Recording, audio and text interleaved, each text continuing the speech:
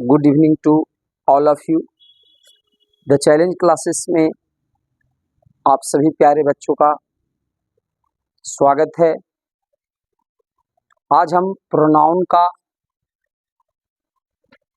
जो है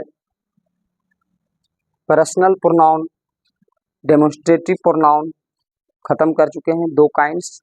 आज हम तीसरा काइंड्स को स्टार्ट करेंगे जिसका नाम होगा डिस्ट्रीब्यूटिव प्रोनाउन। ये मेरा पार्ट 6 है, ध्यान रखेंगे। इसके पहले हम 5 पार्ट हम बना चुके हैं, आप उसे अवश्य देखें। आज बात करेंगे, सबसे पहले हम बात करते हैं पीछे जो 2 पार्ट गुजर गया है। सबसे पहला जो है पर्सनल प्रोनाउन, पर्सनल प्रोनाउन, ठीक है। पर्सनल प्रोनाउन ये क्लास 11th 12th के बच्चों के लिए है जो बिहार बोर्ड से बिलोंग करते हैं, तो उनके लिए ज़बरदस्त क्लास है। पर्सनल प्रोनाउन हम पहले पढ़ लिए थे। पर्सनल प्रोनाउन किसे कहते हैं आपको याद होगा, बताए थे बाबू रे। पर्सनल बना है पर्सन, पर्सनल बना है पर्सन से, अगर अल हटा दे तो बन जाता है पर्सन। तब ऐसे इसका हम परिभाषा बताए थे आपको कि the pronoun which is used for 3 person. Person कई होता है? 3। पीछे वाला क्लास देखे, 3 person is called personal pronoun, ये बताए थे। उसके बाद हम दूसरा बताए थे डेमोन्स्ट्रेटिव प्रोनाउन। डेमोन्स्ट्रेटिव प्रोनाउन जिन बच्चों को क्वालिटी वीडियो का नहीं पता चलता है तो 720 कर लेंगे, आपको जरूर दिखाई देगा। क्वालिटी को बढ़ा लेंगे। डेमोन्स्ट्रेटिव प्रोनाउन बताए थे कि डेमोन्स्ट्रेटिव बना है डेमोन्स्ट्रेट से। क्या बताए थे? डेमोन्स्ट्रेटिव बना है डेमोन्स्ट्रेट शब्द से, डेमोन्स्ट्रेट से। हम क्या बताए थे पीछे देख लेना क्लास, हम एक बार रिवीजन कर लेते हैं। डेमोन्स्ट्रेटिव बना है डेमोन्स्ट्रेट से, और डेमोन्स्ट्रेट को ही हम पॉइंट आउट कहते हैं, पॉइंट आउट कहते हैं। और डेमोन्स्ट्रेट और पॉइंट आउट का अर्थ क्या होता है? डेमोन्स्ट्रेट मतलब क्या होता है? दिखाना, बताना। तो आखिर सवाल उठता है, सर किसको दिखाता है, किसको बताता है, किसको संबोधित करता है? तो एक नाउन को। इसका परिभाषा क्या बन गया था? सब में यही सेम चलता है। जैसे पर्सनल प्रोनाउन में बना the pronoun which is used for, इसमें खाली कर देना है इतना सेम चलेगा सब में। The person which is used to कर लेना है, टू, और 3 पर्सन हटा देना है। और यहाँ पर हम अभी बताए डेमोन्स्ट्रेटिव बना है डेमोन्स्ट्रेट से, और डेमोन्स्ट्रेट को ही हम कहते हैं पॉइंट आउट। इसका अर्थ है दिखाना, बताना। तो किसको दिखाता है? तो एक नाउन को, बस इसी को ऐड कर देना है। The pronoun which is used to demonstrate. और एक शब्द और इसी को बोलते हैं, डेमोन्स्ट्रेट को ही बोलते हैं पॉइंट आउट। तो और पॉइंट आउट किसको भाई? तो ये noun is called demonstrative pronoun. चलिए आज हम बात करते हैं तीसरा पार्ट का, जिसका नाम है तीसरा काइंड जो है डिस्ट्रीब्यूटिव प्रोनाउन। बाबू ध्यान देंगे, डिस्ट्रीब्यूटिव प्रोनाउन बना है डिस्ट्रीब्यूट से। हम क्या बोले? डिस्ट्रीब्यूटिव प्रोनाउन जो बना हुआ है, डिस्ट्रीब्यूटिव प्रोनाउन बना है डिस्ट्रीब्यूट से। ध्यान दें, डिस्ट्रीब्यूटिव प्रोनाउन बना है डिस्ट्रीब्यूट से। हम क्या बोल रहे हैं उसको ध्यान दें। आपको अगर नाम से ही परिभाषा निकालने आ जाए तो आप जल्दी नहीं भूल पाएंगे, परिभाषा को रटने की जरूरत नहीं पड़ेगा। और हम सब जगह वही प्रयास करते हैं कि आपको नाम से ही परिभाषा निकालने आ जाए। डिस्ट्रीब्यूटिव प्रोनाउन का परिभाषा कैसे लिखें? तो बच्चों उसके नाम से हम निकालने के लिए सीख लेंगे। तो उसका नाम है डिस्ट्रीब्यूटिव प्रोनाउन। और हमने क्या बोला अभी तक? यही बोला कि डिस्ट्रीब्यूटिव बना है डिस्ट्रीब्यूट से। और डिस्ट्रीब्यूट का मतलब क्या होता है? डिस्ट्रीब्यूट का मतलब होता है बांटना। डिस्ट्रीब्यूट का मतलब होता है बांटना। सॉल्व तो सर किसे बांटेगा? तो एक नाउन को, एक नाउन को बांटेगा। कैसे बांटेगा? एग्जाम्पल में हम देखेंगे। अभी फिलहाल हम जो बोल रहे उसको ध्यान सुने, आप एग्जाम एकदम आराम से जो है डिफिनेशन लिख पाएंगे। हालांकि डिफिनेशन एग्जाम में नहीं आता है, लेकिन डिफिनेशन जानना बहुत जरूरी है। कहाँ से एग्जाम में आता है वो हम डिनोट करते चलते हैं, मेरे क्लास में हर जगह वही होता है। तो डिस्ट्रीब्यूटिव बना है डिस्ट्रीब्यूट से। डिस्ट्रीब्यूट का अर्थ होता है बांटना, बांटना, बांटना। सवाल होता है सर किसे बांटेगा, तो एक नाउन को बांटेगा। बस हो गया परिभाषा, उतना आपको याद है। The pronoun which is used to, same चलेगा सब काइंड में ऐसे लिखेंगे। The pronoun which is used to distribute a noun is called distributive pronoun. क्या बोले एक बार लास्ट, डिस्ट्रीब्यूटिव प्रोनाउन डिस्ट्रीब्यूट से। डिस्ट्रीब्यूटिव प्रोनाउन बना हुआ है डिस्ट्रीब्यूट से, और डिस्ट्रीब्यूट का अर्थ होता है बांटना। नहीं कहते डिस्ट्रीब्यूट कर दो, बांट दो। तो सवाल उठता है किसे बांटेगा, तो नाउन को। बस हो गया, आपको सेम वही चीज लिखना है। अब इसका परिभाषा क्या बनेगा, इतना सब में लिखना है। सब परिभाषा लिखते समय the pronoun which is used to, बस अभी जोड़ देना, ई और ई जोड़ दीजिए, बस इतना सबको याद रखना है। The pronoun which is used to, और इसको जोड़ दीजिए। खाली याद रखना डिस्ट्रीब्यूटिव बना है डिस्ट्रीब्यूट से, 2-4 बार गुनगुना लेंगे याद रह जाएगा। डिस्ट्रीब्यूट और कुछ जोड़ देंगे a noun, distribute a noun हो गया। Is called distributive pronoun, distributive pronoun हो गया जी। तो बाबू रे इसका परिभाषा इसी तरह से बनता है, इसलिए मैंने यहाँ बगल में लिख दिया है ना, कि आप सही ढंग से उतार सके। क्या बताएं, डिस्ट्रीब्यूटिव बना है डिस्ट्रीब्यूट से, और डिस्ट्रीब्यूट का अर्थ होता है बांटना। किसको बांटता है, तो नाउन को। तो डिस्ट्रीब्यूट ए नाउन बीच में डाल देना है, इतना सब में सेम चलेगा। The pronoun which is used to distribute a noun, बस इज कॉल्ड डिस्ट्रीब्यूटिव प्रोनाउन। एकदम आसान है। अब डिस्ट्रीब्यूटिव प्रोनाउन के कुल 6 उदाहरण हैं, 6 के 6 उदाहरण काफी इंपॉर्टेंट है।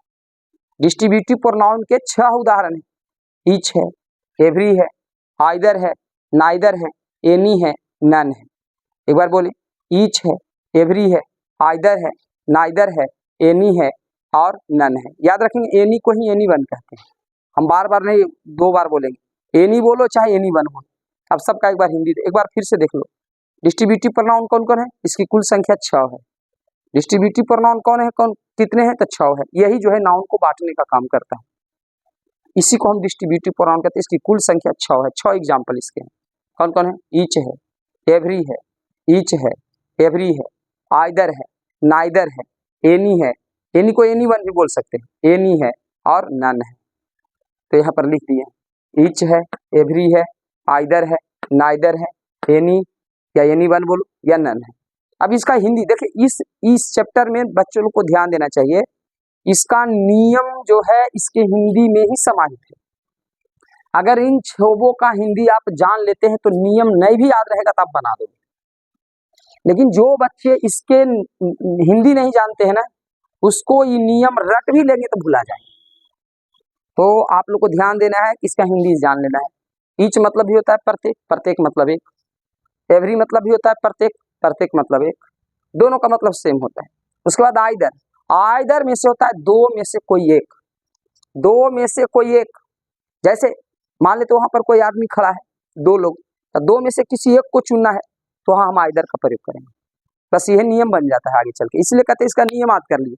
2 में से कोई एक है ना, मेरे पास मान लेते हैं कि 2 बुक हैं, 2 में से किसी एक को चुनना हो, तो वहां पर हम आइदर का प्रयोग करेंगे। तो याद रखेंगे आइदर का हिंदी क्या होता है, 2 में से कोई एक, 2 में से कोई एक। अब माता पिता 2 लोग हैं, उसमें से किसी एक को आपको चुनना है, तो वहां पर क्या बोलेंगे, आइदर। या आइदर फादर या आइदर मदर, या तो माता को चुनो या तो पिता, 2 में से कोई एक। तो आइदर का अर्थ होता है 2 में से कोई एक। ध्यान रखें, नाइदर का अर्थ होता है 2 में से कोई नहीं। अब 2 आदमी सामने खड़ा है, हम बोले बोलो इसमें चोर कौन है, तो तुमने बोला दोनों में से कोई नहीं, तो वहां पर हम नाइदर का यूज करेंगे। इसीलिए कहते हैं कि इसका नियम इसके हिंदी में ही छुपा हुआ है। इसके हिंदी जरूर याद कर ले 100%, तो आप कितने नियम रट जाओगे। Any, any one, neither, either में बच्चे का दिमाग उलट जाता है। हम भी जिसमें पढ़ाई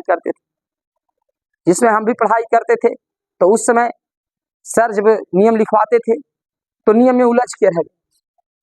बाद में हम समझे कि ओह, इसका नियम तो इसके अर्थ में ही छुपा हुआ है। तो इसका वर्ड मीनिंग जो है आप याद कर लें, बस नियम याद करें या ना करें, यहीं से क्लियर हो जाता है, यहीं से क्लियर हो जाता है। तो ईच माने प्रत्येक, एवरी मतलब प्रत्येक, आइदर मतलब होता है 2 में से कोई एक, और नाइदर मतलब होता है 2 में से कोई नहीं, 2 में से कोई नहीं। दो लोग जा रहे थे, हम बोले कौन बदमाशी किया था, तुम बोला कोई नहीं इनमें से, तो चलो वहां पर हम किसका यूज करेंगे, ना इधर हो गया। ओकर बाद एनी का बात करें तो एनी का मतलब होता है दो से अधिक में से कोई एक, दो से अधिक में से कोई एक, दो से अधिक होना चाहिए। अब दो से अधिक जैसे 4 को 5 को जा रहा था, उसमें से किसी एक को चुनना है।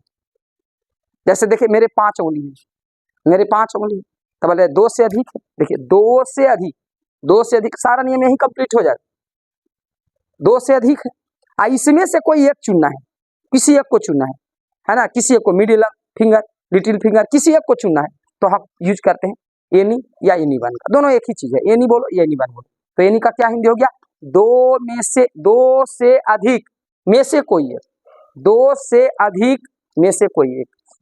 और नन का हिंदी होता है दो से अधिक में से कोई नहीं, दो से अधिक में से कोई नहीं। जैसे दो से अधिक आदमी जा रहे थे, 6 आदमी जा रहा था, 3 आदमी जा रहा है, दो से अधिक होना चाहिए, 3 गो 4 गो 5 गो 6 गो। कहें कि इनमें से चुनो कौन चोर है, तो कहें नहीं इनमें से कोई नहीं, तो हम नन का यूज करेंगे, नन का यूज करेंगे। अगर ये हिंदी आप इसका रट लेते हैं, घोर के पी जाते हैं, तब आपको ये जो नियम दिख रहा है ये लॉन्ग लॉन्ग, ये आपको रटने की जरूरत नहीं पड़ेगी। एक बात ध्यान कर सुन लो, और इसमें से ज्यादा नहीं 2 नंबर पूछे जाते हैं 11th या 12th का एग्जाम। तो आप इतना क्यों याद करेंगे, आप इसके हिंदी रट जाओ, एग्जाम्पल बना लो, बन जाएगा, यही नियम इसका है। तो एक बार हम फिर से बताते हैं, ईच का मतलब भी होता है प्रत्येक, एवरी का मतलब भी होता है प्रत्येक, अब प्रत्येक का मतलब होता है एक। उसके बाद हम बताएं आइदर, आइदर में होता है दो में से कोई एक। उसके बाद हम बताएं नाइदर, दो में से कोई नहीं, दो में से कोई नहीं, हिंदी रट लेना। उसके बाद होता है एनी, दो से अधिक में से कोई एक। उसके बाद बताएं नन, दो से अधिक में से कोई नहीं। ध्यान रखेंगे, एनी का मतलब होता है दो से अधिक में से कोई एक, दो से अधिक लोग रहेंगे तो उसमें से कोई एक।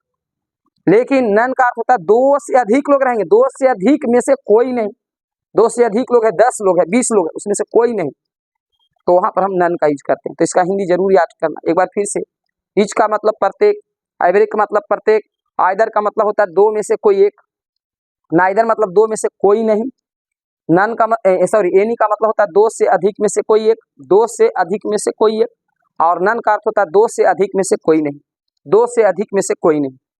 ठीक है, आप देखें बाबू, अच्छा बाबू आप लोग देखिए, प्रत्येक मतलब होता है क्या, एक, एवरी मतलब भी होता है एक, यहाँ दो से अधिक में से एक, तो एक ही है, दो में से अधिक, दो में से कोई एक के चुनना है तो एक ही चुने, दो में से किसी को नहीं चुनना है तो जीरो, तेरो चुनने नहीं होता।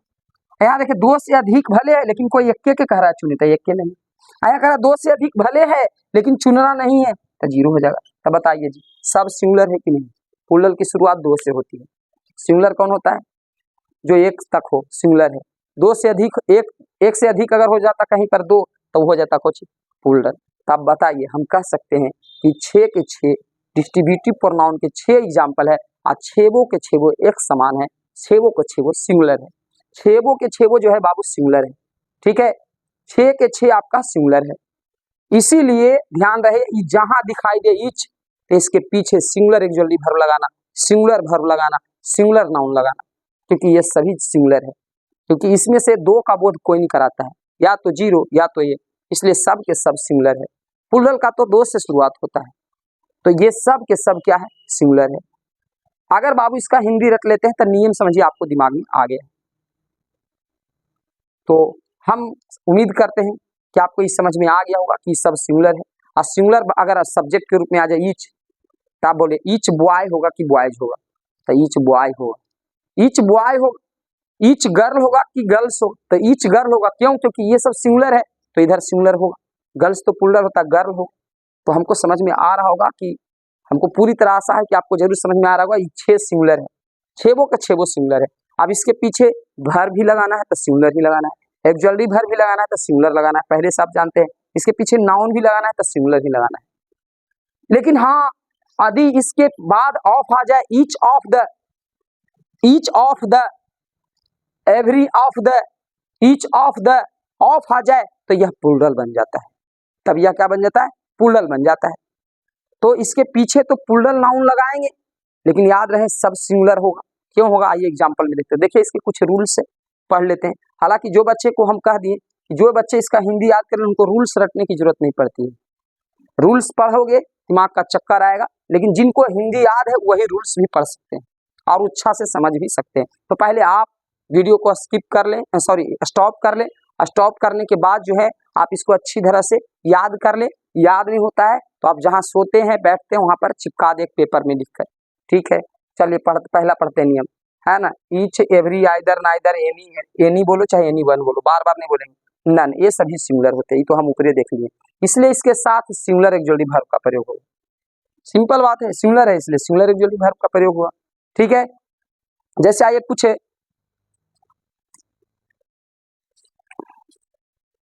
कुछ एग्जाम्पल इसका देख लेते हैं। यहाँ पर देखिए ईच आया, इसमें से कोई आ जाए, जैसे ईच आया है तो ईच आया है तो ये सिंगुलर है तो इसके पीछे सिंगुलर लगेगा, तो गर्ल गर्ल्स नहीं गर्ल लगेगा, गर्ल लगेगा तो यहाँ पर गर्ल भरा जाए, यहाँ पे गर्ल को फिल कर देंगे।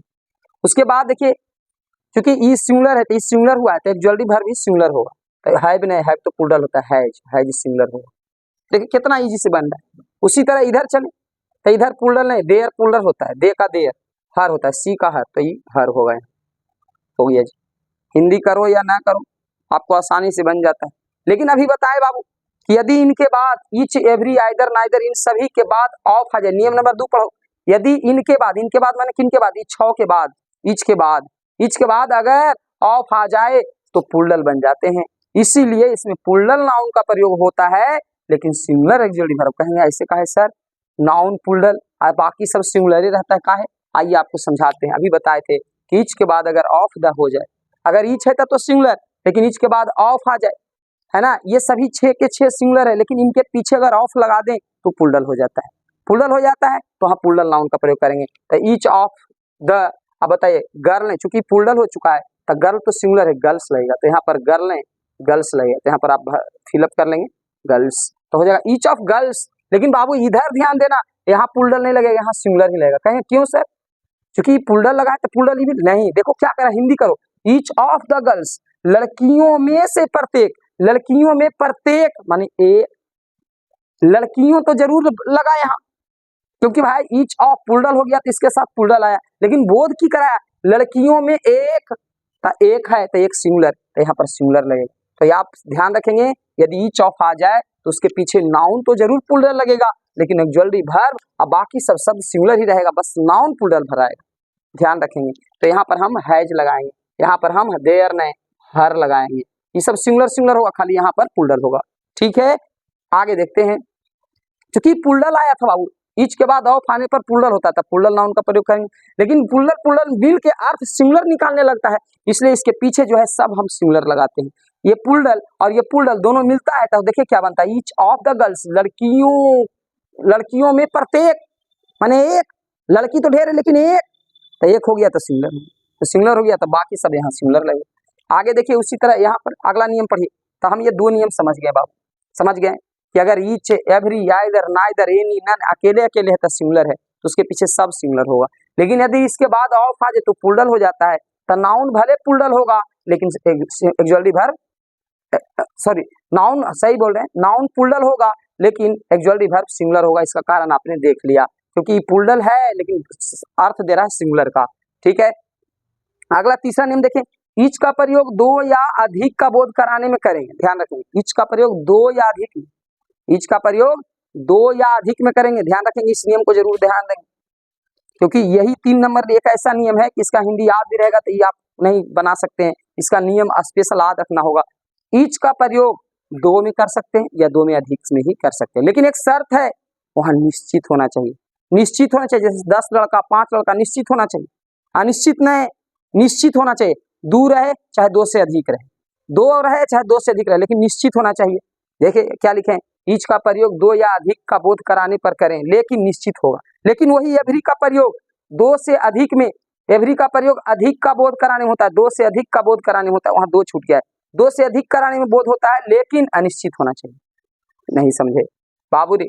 ईच का प्रयोग 2 में भी कर सकते हैं, जैसे 2 उंगली है तब भी ईच करेंगे, या 2 से अधिक है तब भी ईच का प्रयोग करेंगे, लेकिन 2 रहे चाहे 2 से अधिक रहे, निश्चित होना चाहिए, 3 गो की 4 गो की 5 गो निश्चित होना चाहिए, लेकिन वही एवरी का प्रयोग दो में नहीं करेंगे, दो से अधिक में करेंगे, लेकिन अनिश्चित होना चाहिए। जैसे एग्जाम्पल देखोगे तब समझ में आएगा। एग्जाम्पल देखो, यहाँ लिख रहा है खाली जगह, of 2 cows gives 9 litre milk. 2 गाय है तो 2 में कौची, ईच की एवरी, तो ईच अभी बताएं, 2 में 2 या 2 से अधिक में ईच का प्रयोग करेंगे। और इधर दूध जो दे रहे 10 लीटर 9 लीटर, तो 9 लीटर जो दे रही है, 9 लीटर जो दे रही है, तो ये निश्चित है, ये निश्चित है कि 9 लीटर दे रही है। तो दो गाय है और निश्चित दूध दे रही है, 2 में प्रयोग होता है ईच का, तो ईच लगा देंगे। या 2 से अधिक भी रहता तो हम ईच लगाते, लेकिन यहाँ निश्चित होना चाहिए, निश्चित होना चाहिए। लेकिन इसी को देखें, इसमें करा girl, woman, old man was enjoying the dance party. Dance party में लड़की आनंद उठा रही है, औरतें उठा रही है, बूढ़े व्यक्ति उठा रहे हैं। बताइए इसमें कोई निश्चित है कि कितने लड़के, कितने लड़का, कितने? नहीं निश्चित है, नहीं निश्चित है। 2 से अधिक है, 2 से अधिक है, निश्चित भी नहीं, अनिश्चित है। तो अनिश्चित है तो हम ईच ने एवरी का प्रयोग करेंगे, यहाँ हम एवरी का प्रयोग करेंगे। तो हमको उम्मीद है कि आपको समझ में आ गया होगा। अगर नहीं समझ में आया होगा तो वीडियो को फिर से बैक करके आप एक बार देख लेना। उसके बाद हम देखें चौथा नियम क्या करा है, आइदर का प्रयोग 2 व्यक्तियों में से किसी एक का बोध कराना है। ध्यान रखेंगे, आइदर का प्रयोग कहाँ होता है बाबू, यहाँ भी बताए थे कि आइदर का हिंदी याद करो, 2 में से कोई एक। अगर 2 व्यक्ति कहीं पे खड़ा है, उसमें से एक को बुलाना है, चाहे एक का बोध कराना है, तो वहां हम आइदर का प्रयोग करते हैं। और वही एनी का प्रयोग 2 से अधिक में से एक का बोध कराने के लिए। ध्यान रखेंगे, एनी का प्रयोग 2 से अधिक में से, ध्यान से सुनिए, आइदर 2 व्यक्ति रहेगा और एक को बोध कराएगा तो आइदर। लेकिन नाइदर एनी का प्रयोग कब करेंगे, जब 2 से अधिक होगा, 2 से अधिक होगा, उनमें से एक को बोध कराने के लिए होता है। जैसे आप यहाँ देखिए एग्जाम्पल, यहाँ कर रहा है सी वाज टॉलर देन, ठीक है, वह ज्यादा लंबी थी, हर 2 सिस्टर। बोलिए कै गो का बोध करा रहा है, 2 गो का, 2 गो का। और 2 में से कोई एक का करा है, सी वाज टॉलर देन, वह ज्यादा लंबी थी, सी है सिंगुलर नंबर, एक का बोध करा रहा है, लेकिन 2 में से एक का करा रहा है। देखो 2 में से एक का करा रहा है, तो बाबू रे आइदर, कौची लगाएंगे, आइदर, यहाँ पर लगाएंगे हम आइदर, इसमें से एनी नहीं होगा, आइदर होगा, ठीक है। एनी का प्रयोग नहीं होगा, एनी का प्रयोग कब होगा, जब 2 से अधिक होगा तब। जैसे इसको पढ़िए, कह रहा है ऑफ द 6 बॉय, 6 बॉय, बताइए 2 है कि 2 से अधिक है, तो 2 से अधिक है।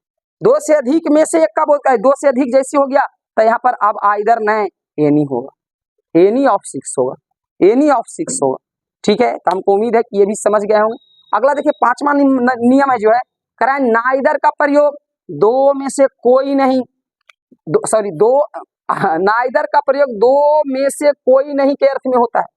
2 में से कोई नहीं, 2 लोग वहां बैठे हुए हैं, लेकिन इनमें से कहीं किसी का अगर बोध ना हो, किसी का अगर बोध ना हो, लेकिन 2 होना चाहिए, 2 में से किसी का बोध नहीं कराने के लिए होता है।